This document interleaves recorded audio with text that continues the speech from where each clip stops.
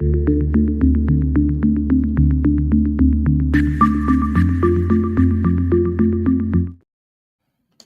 afternoon and welcome to BizTech's Asian Midday Market Watch. I'm Brian Fernandez and it's the 26th of May. To kick things off, we take a quick look at how markets around the region are performing and then we will go on to key data that's out this week. Now we start with cryptocurrency markets. Bitcoin is at 26,427. It's up 0.76%. Ethereum is at 1,807. It's up 1.59%.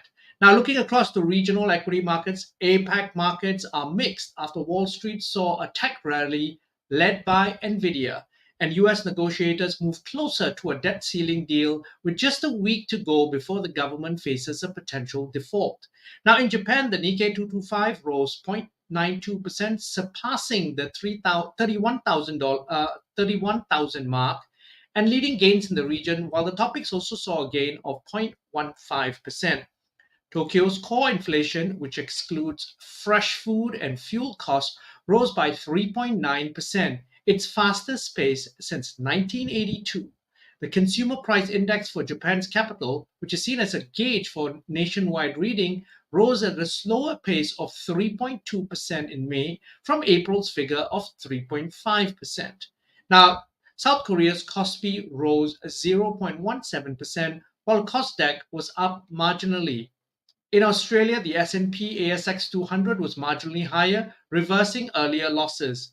Mainland Chinese markets bucked the trend and fell, with the Shanghai Composite 0.32% lower and the Shenzhen component down 0.51%. Hong Kong's Hang Seng Index is closed for a holiday today after hitting its lowest level yesterday. Overnight in the US, the three major indexes ended mixed. While the tech-heavy Nasdaq Composite surged 1.71%, the S&P 500 gained 0.88%, and the Dow Jones Industrial Average dipped slightly and lost 0.11%. Over in Australia, Australia's retail sales have remained flat month on month in April, lower than the 0.2% rise expected by economists polled by Reuters and the 0.4% increase recorded in March. However, on a year-on-year basis, retail sales climbed 4.2% according to government data. AMP's Deputy Chief Economist Diana Musina said that the slowing in retail spending reflects the lift in interest rates and also high inflation leading to lower consumer spending. The latest reading gives the RBA room to keep interest rates steady and at an elevated level and assess the impacts from previous rate hikes. And this is what Musana wrote in a Friday note. Now, she also added that there's no urgency for the RBA to lift the cash rate at the next meeting in June, and she does not expect any further hikes in this cycle. Musana also noted that while retail sales figures were mostly reflecting spending on goods, spending on consumer services has also been strong, although both metrics are expected to slow in Australia over 2023. She also pointed out that employment growth, housing lending, building approvals, retail spending, and consumer and business confidence indicators are all weakening in Australia, and inflation is declining without signs of a wage breakout. Over in Japan, core inflation in Tokyo rose 3.2% year on year as government data showed. Now, that's it from Japan, but we still have news out of Indonesia.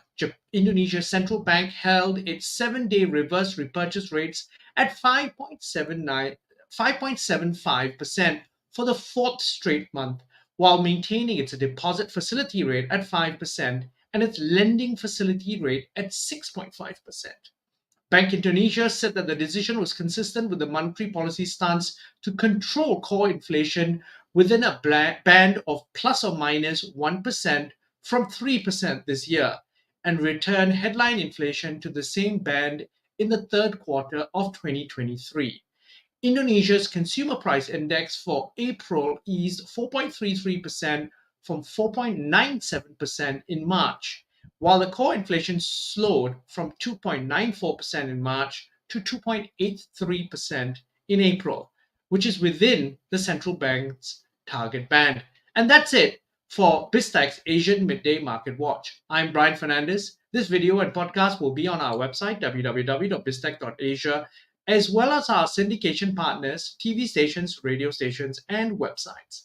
Thanks a lot for tuning in.